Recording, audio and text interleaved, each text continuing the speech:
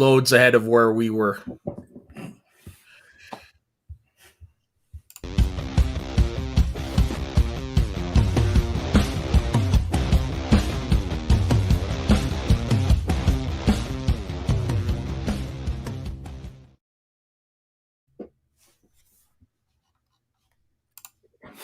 Hey everybody, and welcome to another edition of Schmodown Night in Canada. I am Soda, and as usual, joined by Dave, and making her return to the show, Justine. How are you guys doing? Good. We are doing great, Soda. It's great to be here and talking about three great matches. The true kickoff to season 8 of the Schmodown. Damn right. And what three matches did we have there, Dave? We had the number 2 overall draft pick, Amaru Moses, going up against Jesse Swift. 2 Star Wars competitors, Sean Sullivan, the hoping to get a better sophomore year than he had in his rookie year, going up against one of the Dragon Con 3 in Marie E. Wilson. Guess the defending Dragon Con champ, too, as I found out during the show. Yep. Well, thanks for watching our show, Soda, because you would have found that out in our episode of Northern Con. Do you have any idea how much content there is out there? There's a lot. There's a lot. And also, hot commodity from free agency, Marisol McKee goes up against the ice pick, Vinny Mancuso. So what were your guys' thoughts on the first week of Schmodown? Honestly, I personally think that was a great way to start off Schmodown. When I was watching it, I felt like there was kind of a serious thing going over. Like, we're back, we're starting war, we're ready to go, we're ready to kick this off right. But there was also like a calmness with the contestants and the opponents. Like, they were also ready, they were prepared, and they wanted to get it going pretty much. Right on. Yeah, I also really liked the with the teams division taking a bit of a step back in the first half of season 8. I liked the diversity in matches we got to kick off the season, because last year we didn't get an IG match until Emily Rose Jacobson versus Alex Damon, and we didn't get a Star Wars match till even after that. So having 3 matches like this right off the bat, great way to start the match. The season. Get me excited about the new changes in the league. Yeah, I 100% agree. And also, Fridays has just proven my point that Harloff is secretly trying to kill the reactors, because you drop a match at 2 and then you got the pay-per-view at 5. Well, what about the poor schmucks like me that get off half an hour before the pay-per-view? Like, come on. So I've been saying it for years. Quit your job. This is your job now. If I can make money doing this, I'm not going to lie, I would. I would gladly. One day I'll invent a time machine. We'll go back to 2008 and we can get started then. You know? Yeah. We won't have any Schmodown to react to because we'll be a couple years ahead. We'll be ahead of the game. I think. Won't you still be in high school? I would still be in elementary school. I would be 3 years out of high school. What about you, Justine? She's my age, so I would also be in elementary school. Well, I feel old. Okay.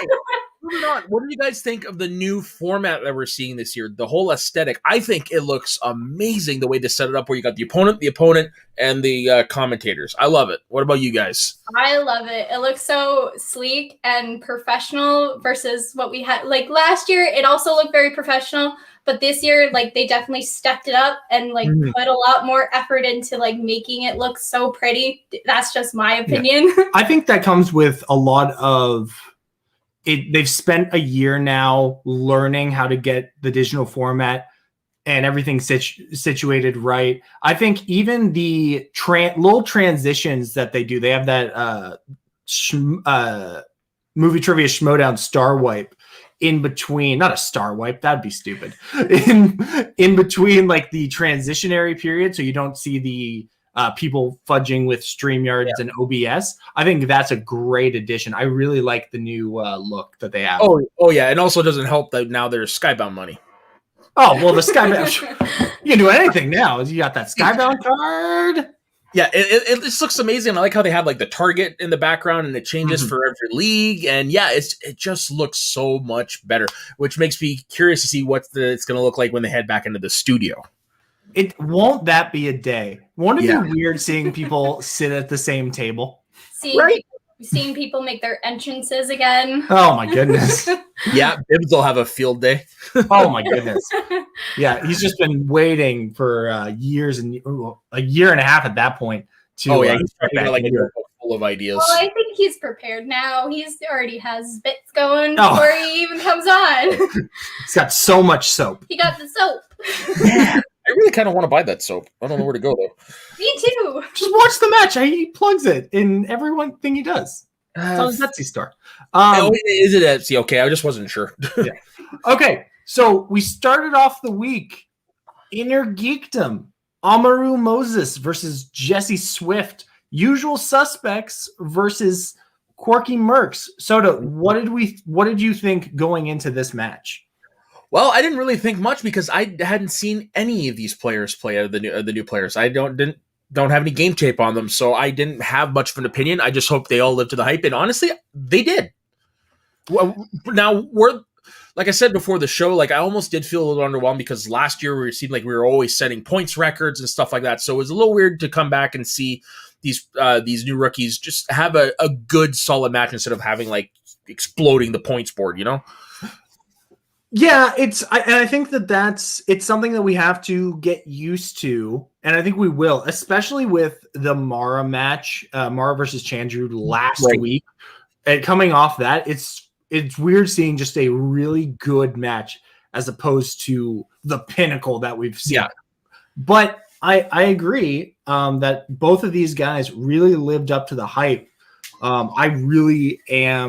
I was excited to see what Amaru could do. I've seen a lot of his matches, and Jesse coming in with the spoken word poetry for his promo. That was fantastic. What about you, Justine? What did you think of going into the match? I was the same. I didn't really know a lot going into the match, but it surprised me for like both of their like showcasing matches. Like even though it was an underwhelming score, it was still a great match to watch because there was steals, there was JTEs used, and so and we personally think that a challenge should have been made. Yes, and we will definitely get into that because I'm just like, what the fuck? Yeah, so the first round went really well. Amaru goes 9 for 10, only missing that incredibly difficult. Where did Newt get the Thunderbird from? Right, fantastic beat. Like that's a 3 or a 5 if I've ever seen one. But I did like the entire preseason on every show, including ours and backstage. Amaru is going on, I'm never going to miss a Wizarding World question. You ask me anything. And that was the one in round 1 that he missed. Wasn't that the one, though, that he was kind of beating himself a little bit? That I think that was one in round 2. Oh. Because, who knows Egypt? I did really like Amaru's basketball whiteboard, though. That was fun. Oh, that was awesome. I wasn't expecting to turn around to see the court. So in this match now, why don't we just get right to the main meat of discussion for the Amaru Moses versus Jesse Swift match, which is what you guys have already alluded to, the challenge, which was I can't remember. Did you write down the question? Because I know it was. I didn't write it down, but I remember it. It's in what Superman movie will you find the quote? Do you know why 200 applies to both you and I? It's my IQ and your weight. Obviously, that's Lex Luthor talking to Otis. Yeah. And Jesse Swift gives the answer, Superman the movie, and it's deemed wrong. Yeah, which I was like, come again? Come again for Big Fudge? Yeah. So, Justine, what did you think? What do you think, first of all, should, after the answer comes back as Superman the motion picture, what do you think Coy should have challenged? Do you think this is a lack of experience on Jesse's part? What do you think there? No, I think that they should have challenged. And even if it was a lack on Jesse, or Jesse didn't know if he could challenge it or not. Well, I'm going to bring up a top right here. This is what my DVD says. It doesn't say the motion picture. It says the movie. Yeah. Every single thing I've seen says the movie. So it could definitely have been a challenge, and that's something that Koi could have stepped up and kind of been like, hey, I think we should, but it was unfortunately missed. But I feel like, the motion picture in a movie, to me, that's something that definitely could have been challenged and probably should have been, and he would have either gotten another question or at least gotten the point. Yeah, because, I mean, like I said, I've never heard it called the motion picture, but this is pertaining to a title. Mm-hmm. And I'm shocked that Koi, of all people, did challenge that, considering how big of a comic book sweat he is. It appears, based on how they were talking in the match, that Koi did try to challenge it, but it was after questions had already been asked, and you can't go back. Oh. So PJ Campbell was on this week's episode of Backstage, or not Backstage, of Schmodown Rundown, and he said very plainly, "Yeah, that should have been challenged. Mm-hmm. That was wrong." Apparently, someone on the writing team just was doing some questions and mixed up Superman the movie and Star Trek the motion picture. Oh, okay. And he was very apologetic, being like, yeah, these things are going to happen, but also this is why the challenges are in place. Yeah. Personally, I think that this probably falls under this should have probably fallen under the benefit of the doubt rule. That they have in place now with the new rule book. But at the same time, I don't blame the writers, because they have to write so many questions now. But I definitely think this should have been something that challenged. I'm glad that at the end of the day, it doesn't affect the overall outcome of the match. Yeah. It doesn't, but it does kind of make me wonder, do they do fact checking after the questions are right? Because I do think that should be a thing that is in place. Yeah, PJ talked about that a little bit, where they do fact checking, and PJ reads through everything. We're all very mature here, but some things are just going to slip through the cracks, and that's the unfortunate thing, because these questions aren't being written by robots. They're not even being written by people who this is their full-time job. So things are going to happen, and that's why the challenge is in place, right? And the good thing is, though, that they're aware of what happened today, so that way they can monitor it more, and they can be aware of their questions more, too. Yeah. And I do want to say, this is one of the few times in a long time where I haven't seen the fans go down the writer's throats. Yeah, I don't like seeing that personally, because the writers are doing their best, and as much as the personalities and the competitors and Mark and Christian give it everything they got, really the writers are the blood of the league, and there is no league without them. So just everyone who's listening to this, obviously our fans would never go after anybody, but be kind to the writers. Of course. Pretty much without them, we really wouldn't have the quality of stuff we were getting. Mm-hmm. Exactly. Now, Justine, you had a interesting point about the way Jesse played in this match that you wanted to bring up. The way Jesse played, I thought that it was very interesting. He definitely played his JTEs, 2 in the first round. And so for me, when I was watching that, I was kind of in my head, I was like, was that a good strategy to use 2 in the first round, or should we have saved some? Because I believe going into the last round, he only had 1. He only had the 1, yeah. So I just thought it was interesting. And meanwhile, Armorer didn't use any. So it was an interesting dynamic of using JTEs versus not using the JTEs. I don't know. How do you guys feel about that? Well, my thing was, I noticed he needs to. I don't mean this as a criticism, but I think he needs to be faster. I noticed when he was writing, he was taking his time. Yeah, I think. It's not a criticism per se. It's just more like you need to be a little faster on the draw, because you will miss you. Eventually, it'll come to bite you in the ass, and you don't want that to happen. Yeah, I really think that comes down to the difference that we see in players who have the fan league or other league experience based on Jesse, who was just a guy who was a fan who really impressed in his audition video, as opposed to Amaru, who's used to getting in under the gun. Yeah, and Jesse did impress me. Like I really enjoyed the game he was playing. It's just there are going to be little tweaks, and that's one of them for me that I noticed is maybe you might need to speed up a little bit.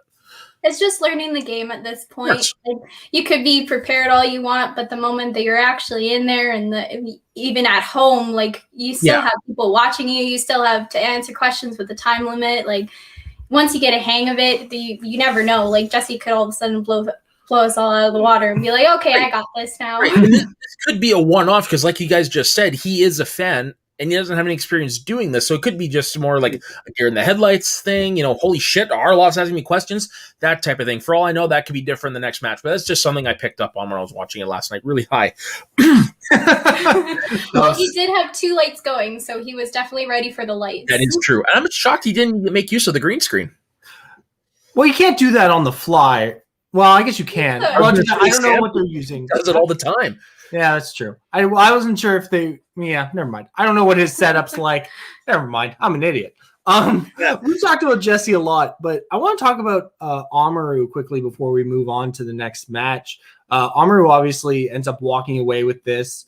I was really, really surprised with how good he did and just how solid he looked. Even though in the second round in that Batman category, he went to multiple choice a lot. I think that's something that with the newer categories, especially with something like Batman, there can be a lot of tricksy questions. And I think he navigated that really well. And I think he is showing that the class of Inner Geekdom rookies every year just continues to get better and better. Yeah, of course. And that's going to be something that we're going to be seeing a lot coming down the pike. Especially with the new not the fan league, but the minor leagues coming up, and everybody's going to be coming out of the woodwork. So what happens when you grow, evolution takes course, and yeah. Yeah, that was, I don't know what I'm saying. I don't know what I was going to add to that, and I don't think it was very important or smart. Sorry, I'm just looking at the standings here, and I already noticed that there's an error. Well, that's all right. I'll point it out in the private chat. That's okay. We're not here to criticize. Well, I guess we are, but nicely. But Sam Levine also, they have a loss. Do they? I thought no. We were on some matches.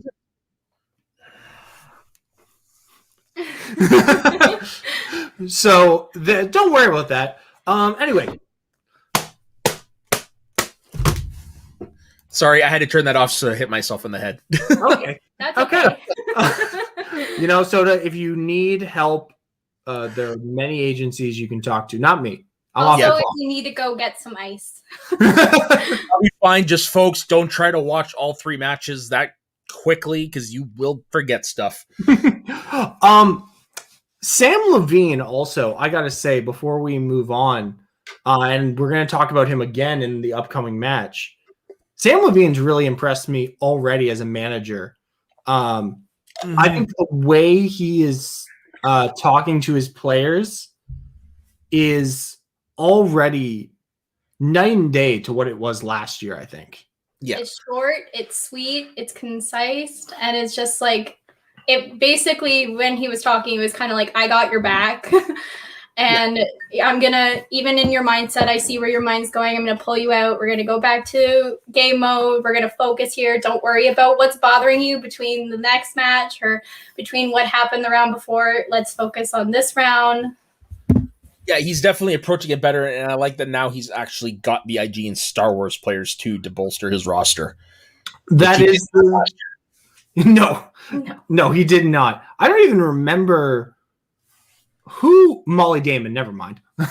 I was about to say, who was his Star Wars player last year? It was Molly. And then his IG player, wasn't it Janine?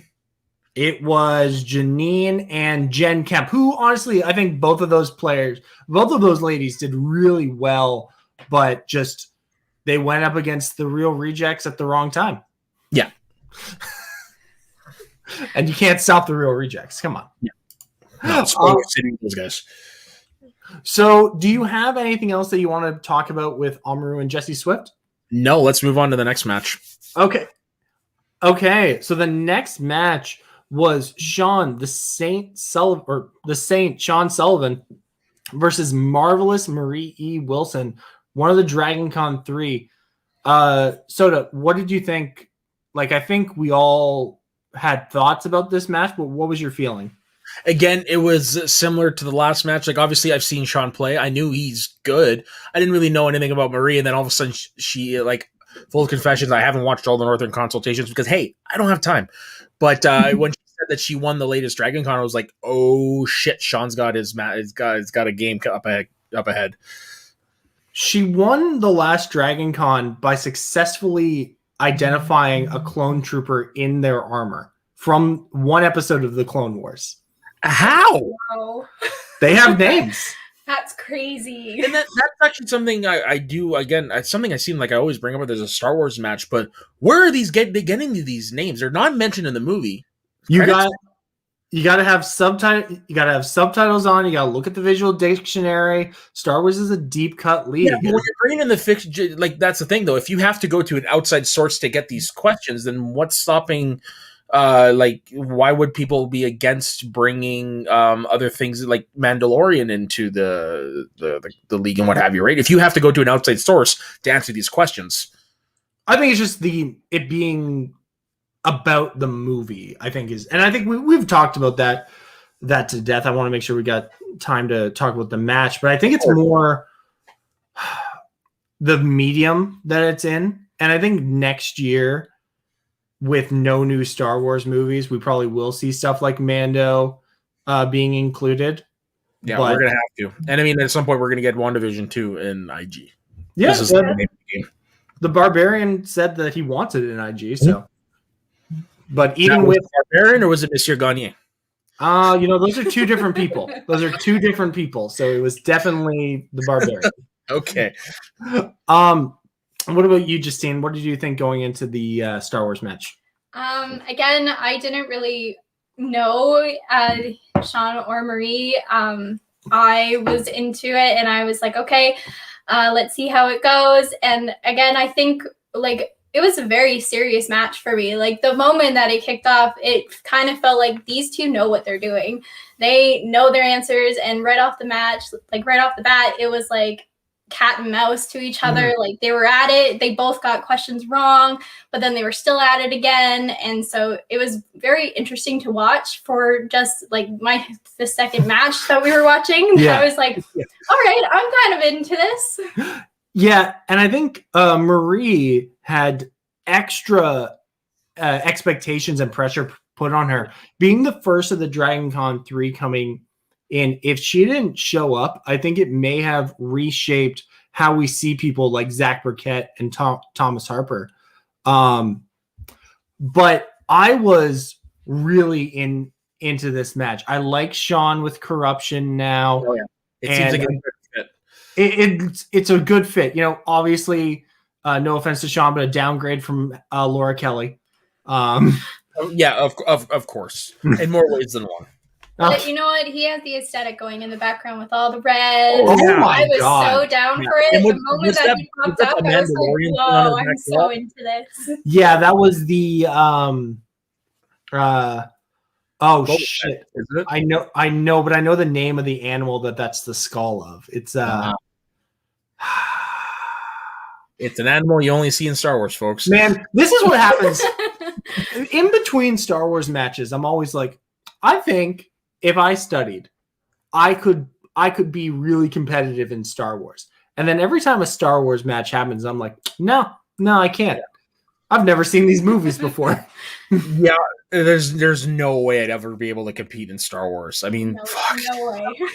Yeah. And you look at this match, and it shows again why people like me and Soda and Justine can't, because they go tit for tat the entire first round. They missed the same questions in the first round.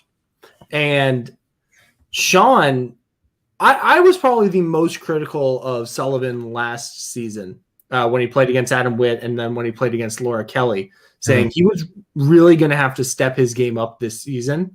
And he definitely has. He was getting some deep cuts, and he looked very confident. I think that comes from having Shannon in your corner, maybe.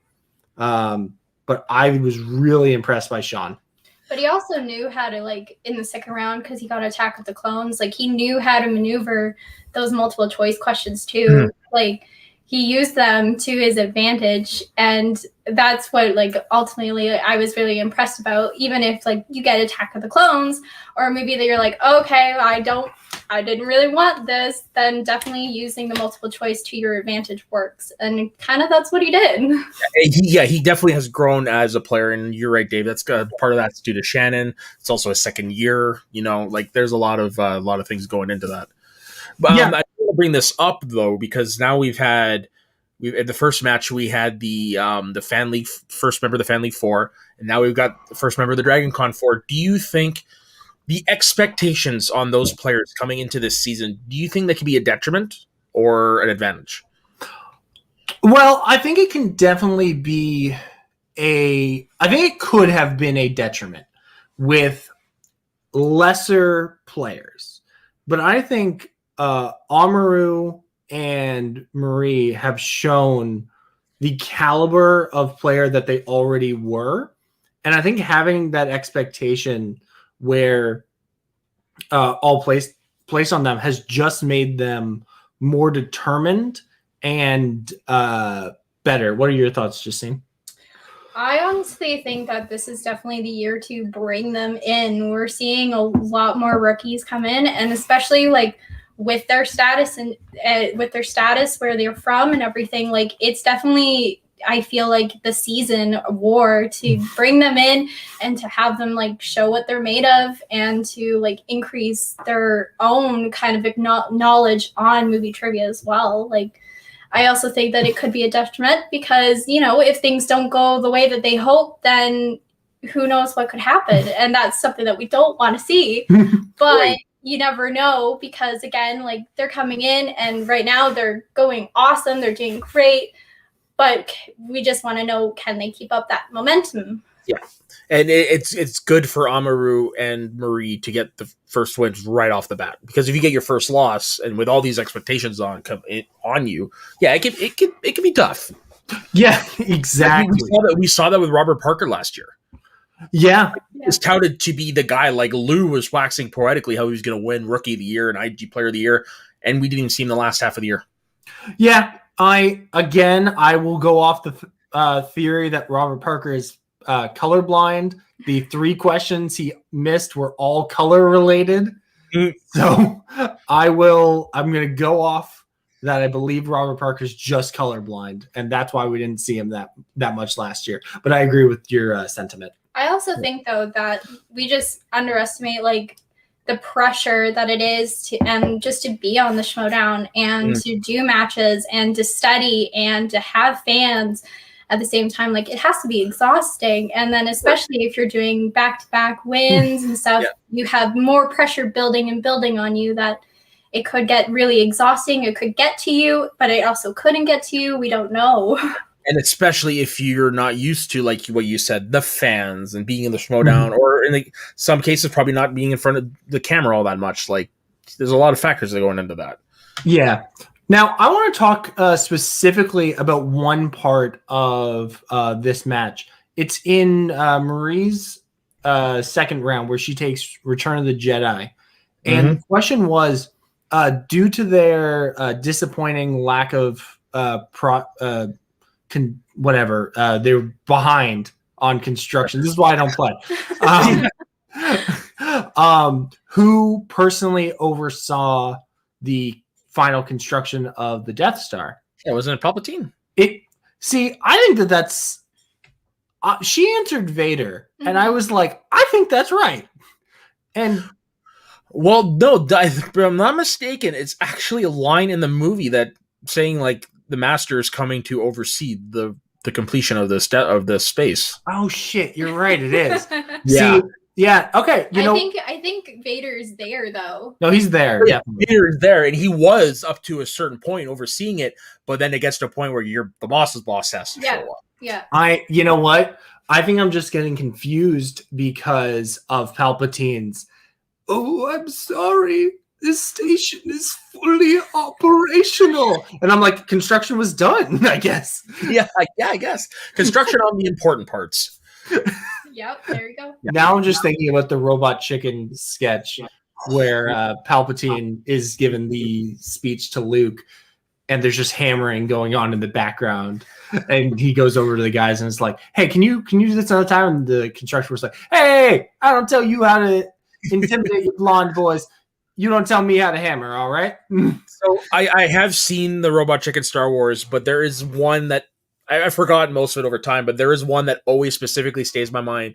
It's about this nerd telling his son about the time he met George Lucas at a convention, dressed as a tauntaun, and to escape the fans, George Lucas wrote him out of the convention center, and he goes back to his son. He's like, and that was the best day of my life. And his son's like, not even the day I was born, not even close. The only thing I know about Robot Chicken is the Sonic one that they did, because I love Sonic. And my parents watched it and they sent it to me and they're like, Justine, watch it, it's Sonic. And I did, and it's just him running, going around his loops, and he falls right onto spikes and just blood everywhere. I'm like, why did you send me this?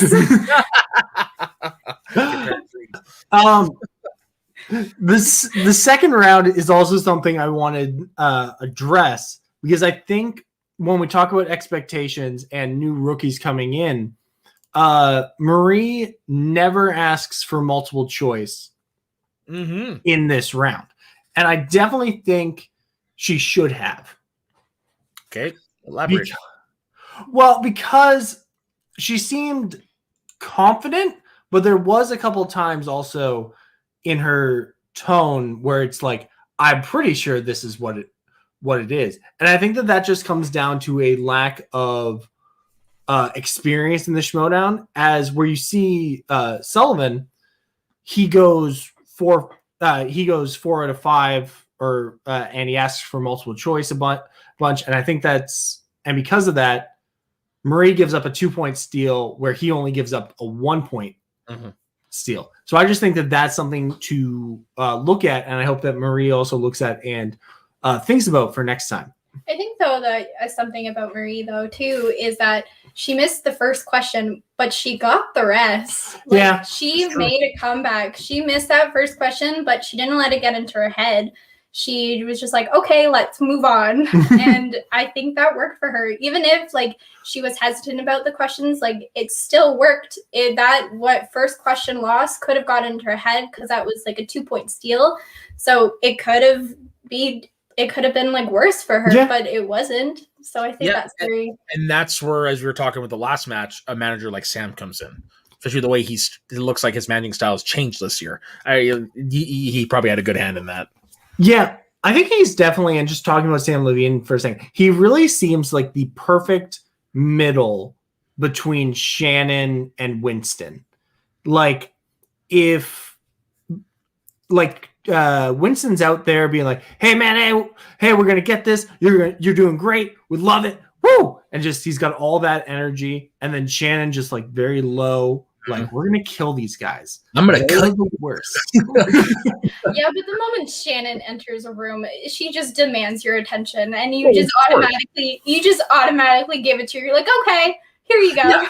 She's, for someone who didn't want to do this, she knows how to command an audience. Oh, queen stays queen, man. Just hence why I am now a convert to the corruption. Dan will be so happy.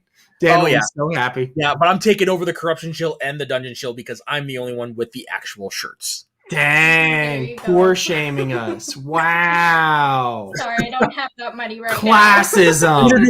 Neither do I. You know how much $100 with shipping. But yeah, I really feel like Sam has found the perfect balance in between these two, and I'm going to be really excited to see where he can go this coming year. And I like that Sam still knows how to throw shade, like he did a Roca in the private chat, right? Bespin, also known as Jane Fonda or something like that. No, it's pronounced Headley. Oh, Headley, that's what it was. Yeah. Either way, I love it. This has to get that shot to Roca. Got to get those shots in, and or you don't. Yeah, we're talking to the Roca fan. I'm sorry.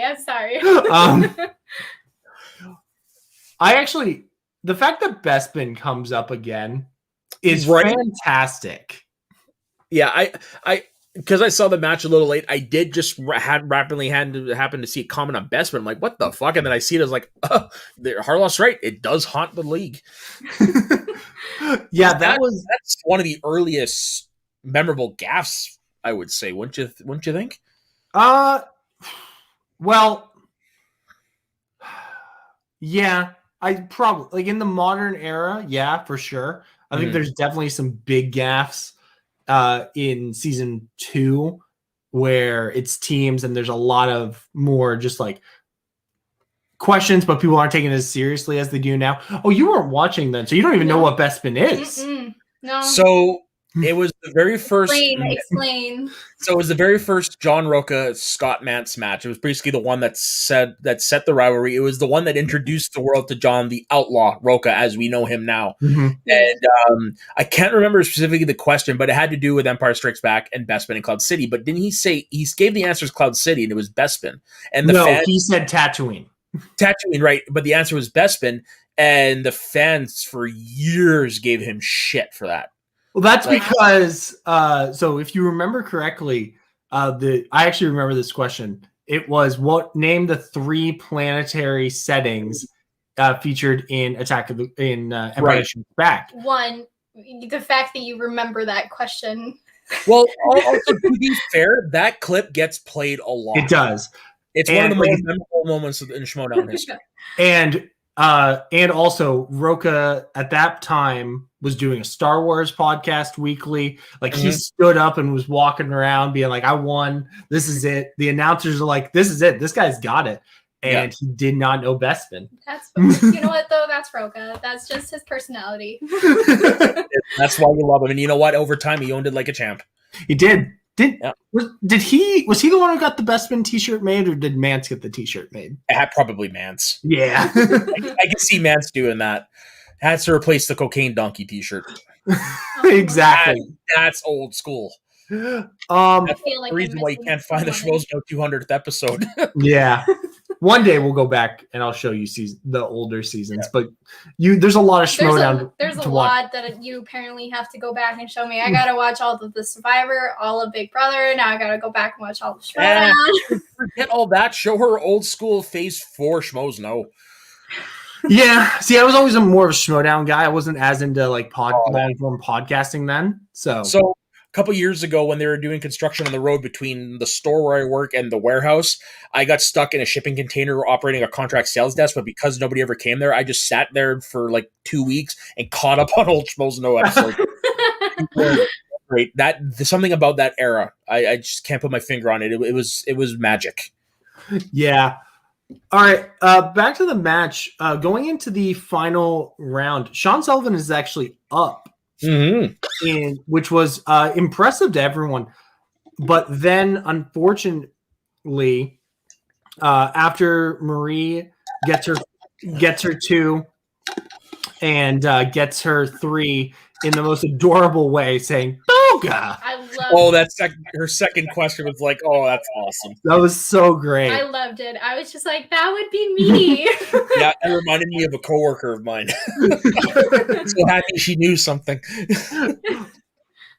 But Sean Sullivan, unfortunately, and I felt so bad for him in the "Who Said It" category. Oh, I hate the "Who Said It" category. Yeah, it's tough.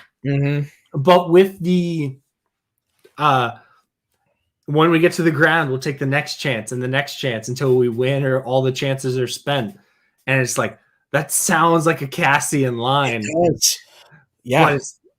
Like, but it's Jin, and it's so heartbreaking. Like, they're both in that scene. I think she's even saying it to him, and it's like I felt so bad because the look on his face when they say that's incorrect is like I'm about to drop a hard challenge on you, and then when they say Jin Urso, and just yeah, you see the light bulb go on, you're like, oh shit. Yep, it was just like he was like, damn it.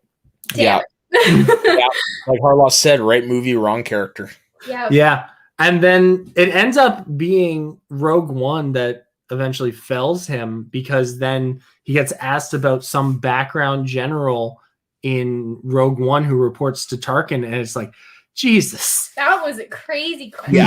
Yeah, that's a true 5-pointer, and that's like right there is why I could never do Star Wars because of the minute details. Oh yeah, I would have to get such a lead. I'd have to go perfect and just hope that they don't hit their 5 because there's no. Yeah. I don't know the last 5-pointer in Star Wars I've gone, but I don't even mind because seeing like someone like Laura Kelly mouthing Molly Damon's 5-pointer and stuff, it's like I love seeing that stuff and just knowing that they're so much better than me. Molly Damon, or not Molly Damon, well, she can do no wrong, but Laura Kelly can definitely do no wrong in my book. I just gotta say though, for like these matches, good job to the writers as well. Yeah, like they made some pretty hard questions. For that league, I wonder if maybe there's his own separate division of writers. Because for that, you really have to do your research. And if it's the regular old writers, man, I don't know how they have the time. I don't know how they have the time to write for now 3, 4 to 5, between 3 to 5 matches a week. And like they're doing everything. And I just don't know how they have time to write those questions, let alone researching visual dictionaries and going in and to the Rise of Skywalker and saying, who said that? Yeah. When they're talking to Rey. Yeah. Although I do think, if I'm not mistaken, I've heard that the writing staff has expanded now. Yeah. I think they made a big effort last season, I think, to massively expand. And I think they expanded even more this year. Because, what happened to Skaliski? He had to have burned out. Oh, for sure. When he was doing all the questions. Yeah. Oy. So just before we move on to the final match, what Sean Sullivan now sitting at 1-2, do you want to see him in a tournament next year, or do you think that maybe he gets a shot against like not Scrimshaw because they're in the same faction, but someone else before a tournament? What do we think? Yeah, I want to see him get one more match before the tournament because I don't want to see like a 4-month gap between his matches. I want to see at least one more match and then put him in a tournament. I agree. I would like to see one more match before the tournament. Yeah, or the very least make it a play-in match because he has 1-2 record.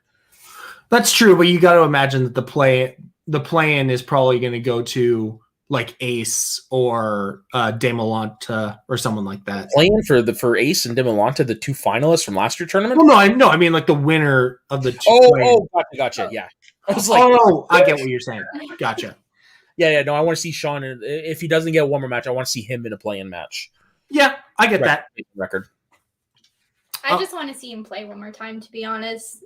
Yeah, and that is the beauty about the expansion of numbers of matches in the week is we are going to see these players play more often. It would be a waste of a set. He has all the Star Wars players have fantastic sets in them.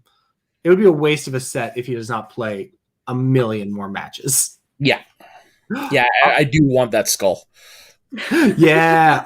Man, it's going to bother me. I know as soon as we get offline, I'm going to know what it is. Oh, of course. So the final, no more rookies. Nope. Get the rookies out of here. They're dead to us. New players, 1-1, Vinny Mancuso, Marisol McKee. Final match of the week. Yep. Justine, what were our thoughts going into this? I was excited to watch Marisol play again. I was excited for her to come back. I was really impressed last year with Lady Justice and kind of what she was doing. I'm excited that she's with Corruption. I feel like that's a good fit for her. That's a good home for her. And overall, like the match really impressed me. Vinny, I didn't really know a lot about him going in, unfortunately. But again, he also still impressed me. He was doing very well, and I was really actually surprised with how the match was going because I knew Marisol, and I was like, oh no. But I was really surprised. He definitely kept her on her toes. Yeah, it definitely. You can tell by the look on her face when they announced her as the winner that it wasn't her best match. No, we've seen between her two teams matches and then her two singles matches, even the loss to Paul Oyama, I think was better than this. But I will say, I was extra impressed with Marisol, even in her misses in round 1, because she got the first name. She got Gavin. She said Gavin Hood instead of Gavin O'Connor for the accountant. And then she said next Friday instead of Friday after next. So it was like all that information was there. She had all the answers. She just had a couple mistakes here and there. And that's going to happen. And I think no disrespect to Vinny. Vinny's a great player. Obviously, we saw that. Even he's outscoring her in round 2. But you can make these smaller misses in these less important matches. Even though I think there was a massive amount of pressure on Marisol for this match. Oh, of course. She had all the hype in the world going into it. Yeah. So we've talked a little bit about how they were impressive. Again, another tit for tat, 6 for 6, 6 and 6 in the first round. No one's getting the perfect round. We haven't seen a perfect round in, well, I guess Laura Kelly. Never mind. Yeah. I was going to say who's going to get the first one, but it's happened. But round 2, we see the reintroduction of Inner Geekdom slices into singles play. Mm-hmm. That was something that was disallowed after the first half of last year. Do we like, now that we've seen them in action, them coming back? Yeah, I do, because you're playing singles. You're covered a whole broad length of movies, including Inner Geekdom. So I think it should be in there. Mm-hmm. And it definitely like broads everything out more. Like instead of being in this little confined space that this is what Inner Geekdom is, this is what Teams is, it definitely brings that more, like expands it more, and definitely challenges people to really study up on things, because you could get into the groove of these are the slices, this is what we're going to be talking about, and now we are getting thrown in Inner Geekdom slices, different slices, and it's like, all right, now I actually got to go watch all these other movies too, and we don't know where they're going to fall. Like, we used to know people's strengths and weaknesses, where you're like, oh, okay, we're going to call this person out because I feel like they won't do good. But then all of a sudden they're like, oh, no, I actually know that. Sorry. I just realized that, they haven't aired strength and weaknesses for the Tale of the Tape in a long time. Hell, they haven't even done a Tale on the Tape in a long time. I think that's just it's an extra slide. It's an evolution. I think it's just an extra graphic that you have to make to import onto StreamYards. It's more hassle for the editor. I think when we get back into studio, we'll see Tale of the Tape again. Yeah. Some of them are funny. Yeah. Always. Some of them are serious, and then some of them you're like, okay. When Marisol spun Opponent's Choice and he gave her Middle Earth, I was just like, okay, now we're going to see just what she's made of, because we've never seen her answer an Inner Geekdom category before. So, yeah. She did very well, though. She did very well, considering, Opponent's Choice. And Middle Earth, that's another one where you have to do your studying and try not to fall asleep. Oh, I know. I just finished the books. I respect. I've tried to read the book and I couldn't do it. Hobbit, on the other hand, easy, but the Lord of the Rings, really. Well, that's because that one's a children's book, Soda.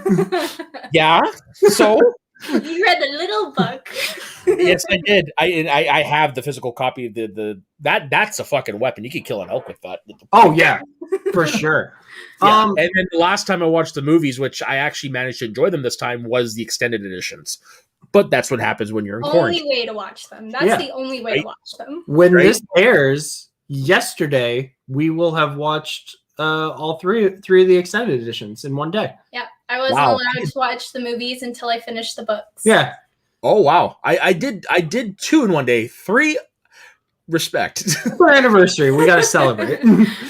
Respect. Happy anniversary, by the way. Thank you. It was yesterday, but Wait. Yesterday is from the day we aired, or yesterday from the day we're taping? Both. So Marisol does very well. She only gives up a 1-point steal, or sorry, a 2-point steal in the how many times does Andy Serkis play Gollum, which is, I can't blame her. 4. Yeah, it was 4, but she said 5. Yeah, I thought he was in more than one Hobbit movie for some reason. No, we had the same conversation on the couch. That the riddles in the dark bit happens way more in the middle of the first movie than you think it does. Because like after that scene, they still gotta like fight on top of a burning tree, and they're making grenades out of pine cones, and then the eagles come. There's like so much movie after Gollum. But in the second movie, though, they do like reference back to Whispers in the Dark, and you do see Gollum back, and you do see all that. So that's probably why. But it's a flashback. He wasn't actually betraying. I can definitely see how that would screw someone up. Yeah, but do we think at all the Mike and Chance of it all really helped her out? She has a very strong IG presence behind her. Yeah. Oh, yeah. You've got 2 of the greatest IG players to be playing. One of them is one of the greatest of all time. Yeah, that's definitely a major feather in your cap. Especially with these new slices and stuff. Mm-hmm. Like for them, they're like, okay, let's do this. I can help you with those, of course. Yeah. And I just want to say, with the new slices, I finally feel like I can compete in IG. Again, get those Terminator, those Predator, those Transformers questions. No, I'm more thinking like Swashbuckler, Phantom, like Pirates, that sort of thing. Yeah. Well, we love Pirates. We do love dun, dun, dun, dun, dun, dun, dun. Yeah, I will say the 5th one is very underrated. Have not seen it. No, we did a Pirates marathon. Yeah, and we got to 4 and 5, I believe. Well, we got to 4, and then we said, let's stop. Yeah. Yeah, you know what? 5 because it does harken back to the feeling of the first one. All right, like a soft sports, but with the son of Will Turner. Oh, yeah. I only ever watched Pirates 4 and Pirates 5 once, and I was like, that's all I need. I don't need to watch them more. That was another binge, and I just, throw them on Disney Plus, and I forgot how great those movies are. Yeah. Vinny really impressed me with the John Carpenter, not only getting that 2-point steal on Lord of the Rings, where I think he more just said, even if he didn't know it, it was more of a, okay, she said 5. I'm going to say she double counted 1, 4. Mm-hmm. But then getting all of his John Carpenter questions, mostly with multiple choice, really impressed me. Yeah, me too. I honestly didn't think it would be I'm not going to lie, I didn't think the match would be as close as it was. Yeah. He impressed me. And I think Winston might be a better manager for him than Kaiser. You know what? I actually think so too. And it's the first person that hasn't dissed him. That's true. Yeah, we are going to talk about that, I think, at the end of the show, the different cutscenes that we've seen. Mm-hmm. Well, the ones that we want to talk about. Well, yeah, there's only one. Yeah, for the most part, most of them are whatever. There is one, though, that does further the story. Well, there's 2. Well, one I think is definitely more so than the other. Yeah. But I was, after the impressive round and that he's up by 2 points, which if Daniel was here, he would be telling you how 2 points in the Schmodown is the worst lead that you can have going into the 3rd round. And he's right again. Like, of course. I'm glad he's not on the show to hear me say that. But but it was so right, because Marisol gets hers, and then he gets an easier point if you've seen the movie. But if you haven't seen the movie and that's just not something you grew up with, then you're not going to know Carl Weathers. And Winston even said himself, like, I'm trying to. I like that Winston said he's trying to educate his faction, which I was like, that's what a good manager does. Yeah, and I knew that one, but that's only because I saw the video cassette tape a lot in the video store. Again, showing my fucking age. You see Carl Weathers on the VHS. That's how I knew that was. Yeah, my old roommate came in one day and said, "Y'all haven't seen Action Jackson?" And we said, "No." He's like, "We're watching it." So we all watched it. And how was it? I still haven't seen it. It was good. I liked it. Still haven't seen it. I liked it. I probably would never watch it again, but I liked it. I was convinced though after Vinny missed that Carl Weathers question, I was like, we're going to fucking overtime with these guys. That was awesome.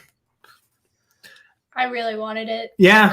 I was ready for it. I was like, this is awesome. Everybody counted Vinny kind of out for it, and he's like, no, I'm here and I'm playing and I'm giving her a run for her money. Let's go. And he fucking did. He brought it. Yeah. He brought it all the way. Like, people were in the comments and in Facebook being like, Vinny's probably gonna get TKO'd. He didn't really impress me last year, but goddamn, he is someone who, even with a 1-2 record, I'd love to see him play. Who else is down there with a negative record? Someone like a Janine. Yeah. I think would be a really good match for. She's got a matchup coming against Jader though. But someone like that, I think, would be really good. I'd like to see maybe Eric Zipper. I think he's 1-1, so I think that could be a good match for Vinny. They're on the same faction. Never mind. Yeah,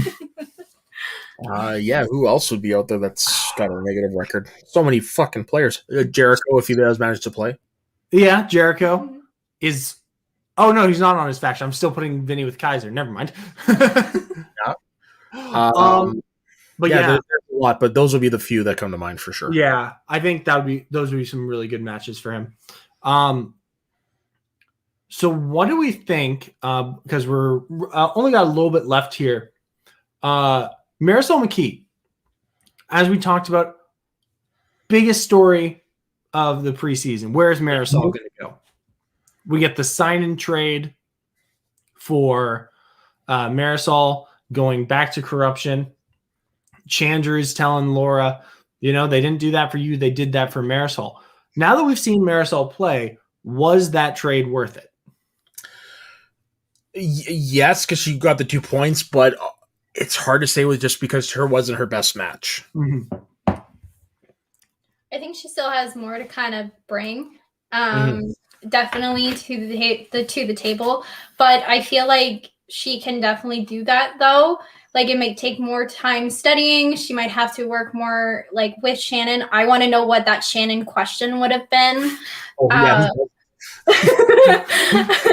I definitely think that, right now maybe we're underestimating her and we should just sit back and see how it goes because it seems to be working. Yeah.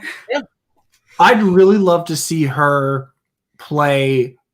I think Lawn would be a good match for her upcoming. Also, JTE coming back into the league. I'd love to see JTE versus Marisol. I think that would just be weird. Yeah, but it would be fun. It would be fun. Yeah, I really like that. Now, and I totally think she was worth it. I think her chemistry with Shannon shows that Marisol would not have performed well, maybe not have performed as well anywhere else. And also the fact that this was not her best match, I think only says how much better she is going to be in the future. And when teams eventually start happening again, how good Deception will be as they reunite. No kidding. Now, we only got a few minutes left, but the scenes from this week. Obviously, we have 2 big ones that further the storyline. Soda, which one do you want to talk about first? Well, for me, the Chandru and Laura one, because after the live event, I was like, I'm all here for the courtship of Laura Kelly. Now that this cutscene happened, I was like, okay, like, which direction are they going to go? Is she going to turn her back on him, or is she going to slowly come to the light side? I'm still hoping for the light side part with a little bit of an edge. What about you, Justine? What do you think of Chandru trying to form an insurrection with Laura Kelly? See, I also don't really want that. Sorry? Too soon to use that word. Sorry. We're Canadian. It didn't happen to us. Yeah, well. See, I also want her to come to the light side. Yeah. Like, I understand what they're doing, and I don't know. I feel like right now, maybe like it would be better if she just works with Winston instead of against him, and that it could work in her favor. She just has to give it a little bit of a try.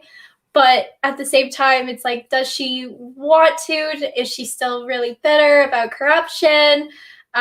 So it could go either way, to be honest, watching that, and it's really interesting to see like where is it gonna go.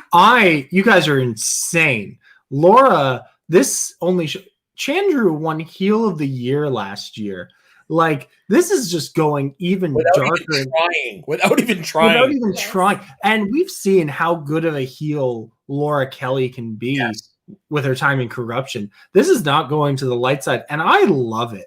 I don't know. I think you could keep that version of Laura Kelly, but bring her to the light side. It'd be like Stone Cold Steve Austin. The guy was a heel his whole career, but fans cheered him.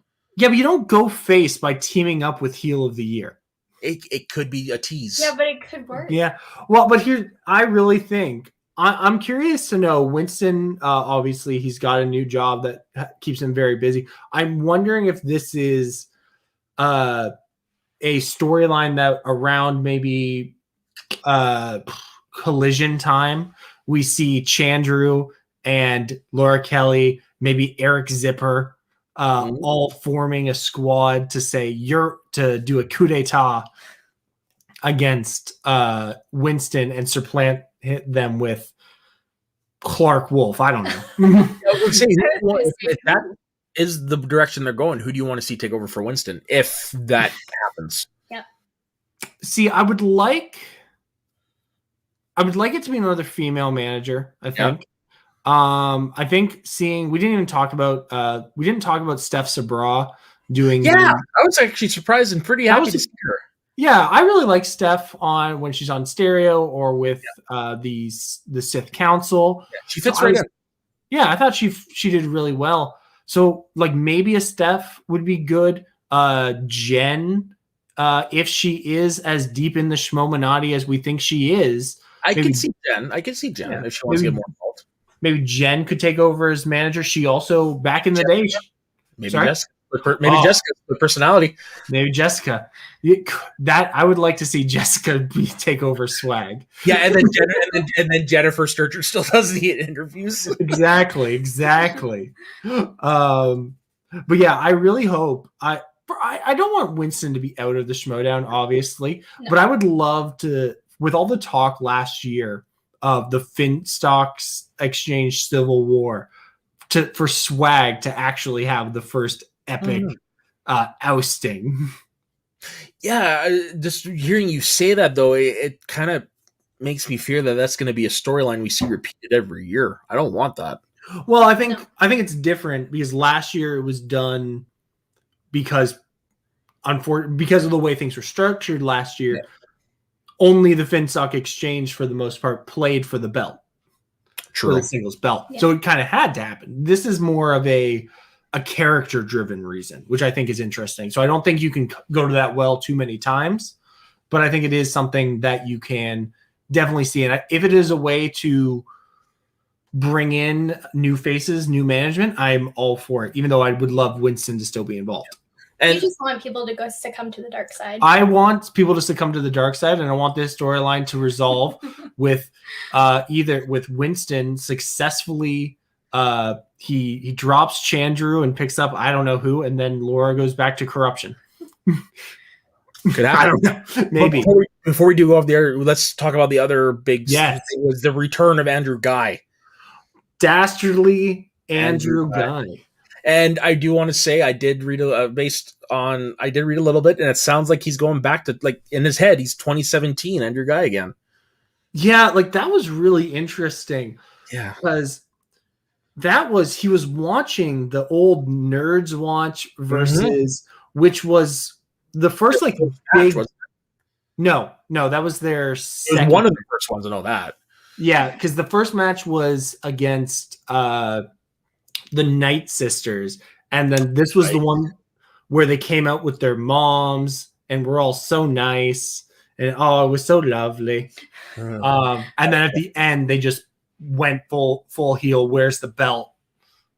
And I really liked that he was in the classic Andrew Guy look. He put on different sunglasses than he was wearing to sleep in. Mm-hmm. We're so excited about that. You're like, he has different glasses. I'm like, of course, those are the sleeping glasses or resting glasses. Those are the daytime glasses. Yeah. Good point. But the scene ends with, I gotta talk to Bateman. Yeah. So is Bateman Schmominati? Maybe. Or maybe Brush guy's brainwashed to think he is. I really like that, because last year, unfortunately, outside of Andrew Guy going insane looking for the Schmominati, we didn't have much storyline. Yeah. Just based on the digital era. I like that that's already coming back. And I was worried when Andrew Guy didn't get drafted that maybe we were going to have to wait a full year to see him again. Well, here's the thing, though. It was announced before the draft that he wasn't entering the draft. So for me, it wasn't a surprise that he wasn't drafted.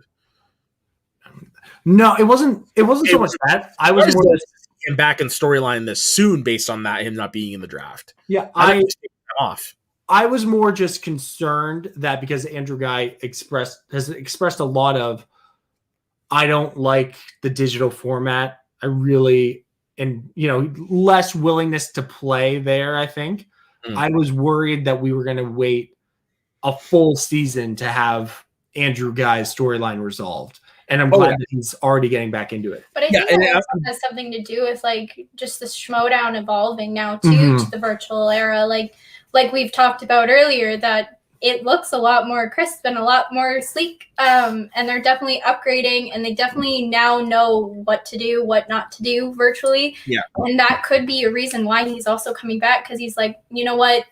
I understand we went into COVID, lockdown and everything. Nobody really knew how to do this.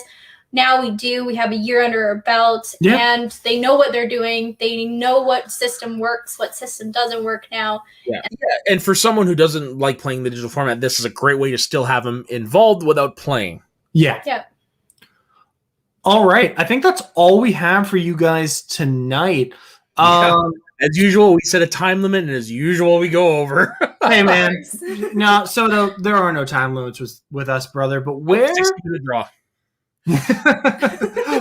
Where can the people find you, my man? Well, I'm going to leave you to do the plugs for this channel, but I'm also over on the Media Sweaties Network, where I am on 3 shows there. I am on our flagship show, Get Sweaty, which is just a top 5 show we do every week. Recapping the past, where me and my friend Ben sit down and we review our TV shows we like. We are in the midst of How I Met Your Mother, my personal all-time favorite TV show, to the point where I have the ducky tie. Oh, wow. Nice. Yeah. So there's that one. We are on, I think we're going into season 6. Can't remember. And then on my other show that we do, Shooting the Breeze, which Dave has been a guest on, where we just sit down and we talk with our friends for about an hour. So last night we had Chris from Spin from the Reel, and we had a surprise hop on of 50 Shades of Geek, that ended up being a really great episode. Definitely check that one out. It was a lot of fun. Yeah, and for me, first of all, head on over to Jack of All Trivia, where I've restarted doing some franchise King of the Mountain matches. And so maybe look on Sunday. There might be a certain match you might want to sign up for. How I Met Your Mother? No, Soda Rocky. I know.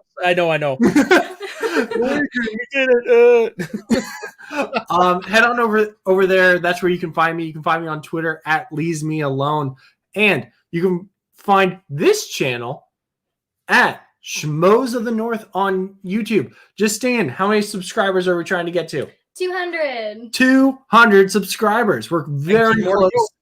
19 more to go. 19 more to go. You could be number 11. If you get 8 of your friends to subscribe first, then you subscribe, you could be number 11. Not you, Soda. You've already subscribed. Yeah, but I have plenty of other accounts. Oh, there you go. What are you doing? Why are those subscribed to us? Anyway, you can subscribe to Schmoes of the North on YouTube. Follow us on Twitter at Northern Schmo. Also, big news coming out of Friday. We are now the home of Mount Schmodown. We've brought those guys in. We're very happy to have them. Check them out. Schmoes in the North, Schmodown Night in Canada. Every time there's a live event, we will be live on Friday. Mount Schmodown's on Saturday. Recapping the week on Sunday. and amazing coverage throughout the rest of the week. We got interviews with Schmodown personalities. We have a TV show podcast, the very best TV show podcast hosted by Daniel. Frenchie talks about, always good. Yeah, Snark's Midlife Crisis. Snark's Midlife Crisis. For the last 6 months, me and Soda have been saying we're going to do a comic book show. One of these days, it'll exist. One of these days, we'll remember that, hey, we're supposed to record today. Oh, shit, we were. That did happen. Anyway, so make sure you subscribe so you are kept up to date on all of our comings and goings. And from all of us here at Schmoes of the North, have a good night. See you later. Bye.